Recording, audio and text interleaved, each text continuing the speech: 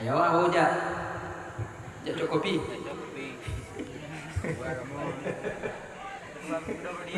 Lo aku rasa cik menyodok lagi no hayat cik tanya. Kadang kebas-kebas mah. Ayo baru tunggu Khairuman ceramah 2,5 jam. Waktu tadonya ke habis. Habisnya laki ni kebas-kebasnya. Pulung kena remati asam uratnya habis.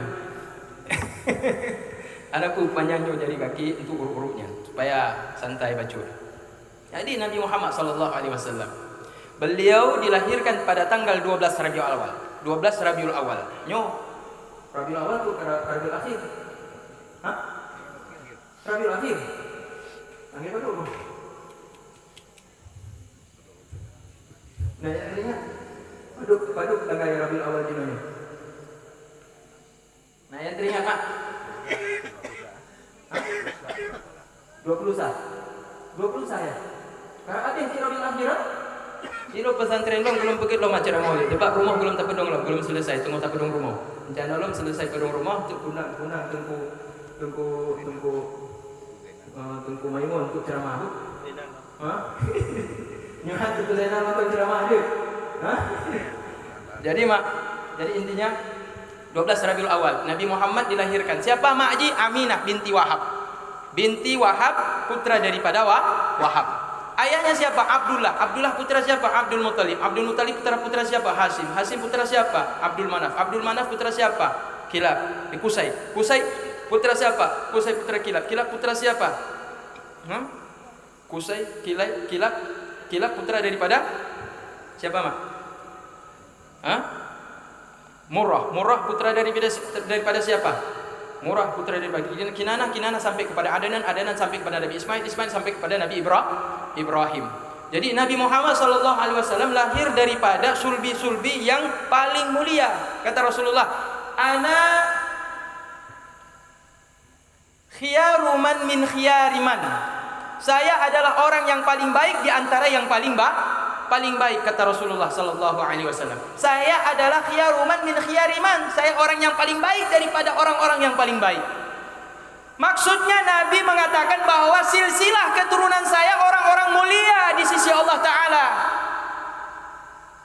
Nabi Ibrahim paling baik, Nabi Ismail paling baik, turun kepada Kinanah, turun kepada Adnan, turun kepada Kinanah, turun kepada Murrah, turun kepada Kilab, turun kepada Qusay, turun kepada Abdul Manaf, turun kepada Hashim, turun kepada Abdul Muttalib, turun kepada Abdullah. Semuanya adalah orang-orang yang paling baik dan paling mulia dalam pandangan Allah Ta'ala.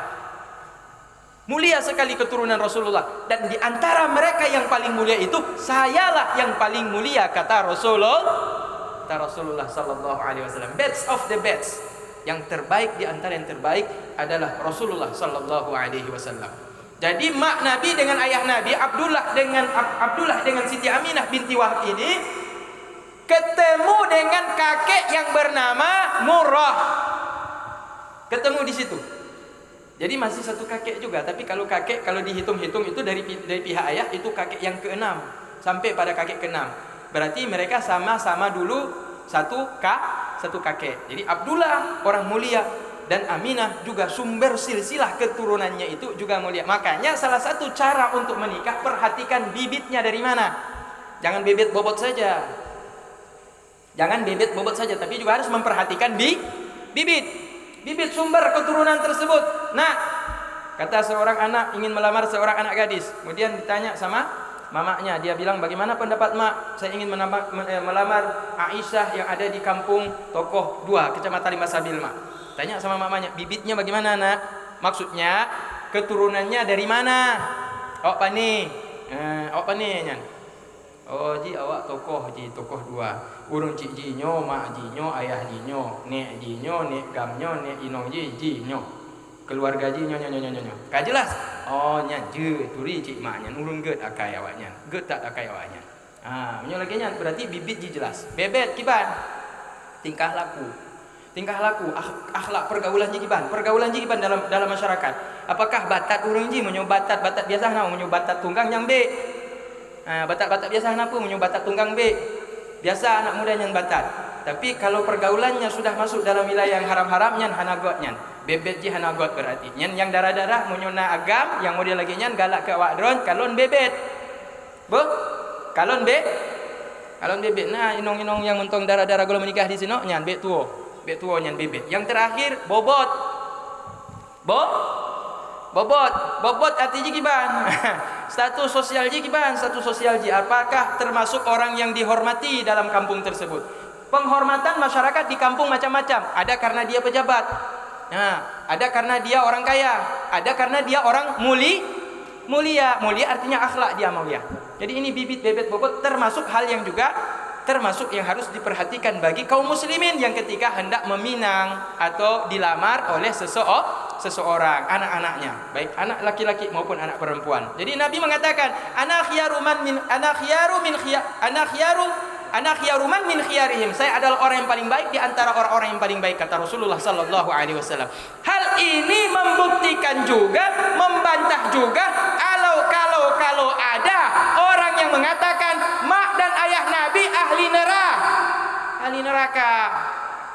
Sebab banyak sekarang di video-video ustadz entah belajar di mana, mereka berani mengatakan ayah dan ibu Nabi tempatnya di neraka. Hadisnya ada ketika ada seorang budak perempuan datang kepada Rasulullah kemudian bertanya kepada Rasulullah, "Ya Muhammad, aina abuka? Di mana tempat ayahmu?" Padahal dia sedang ziarah itu kan. Dia tanya itu sesuai dengan konteksnya waktu itu karena sedang ziarah kubur. Maka ketika ditanya di mana tempat ayahmu, jawab Nabi, abuka wa abi finnar, ayahmu dan ayahku dalam neraka. Diartikan berarti ayahmu dan ayahku. Ayahku siapa? Abdullah, tempatnya dalam neraka. Hadis ini kemudian dijadikan sebagai dalil bahwa ayah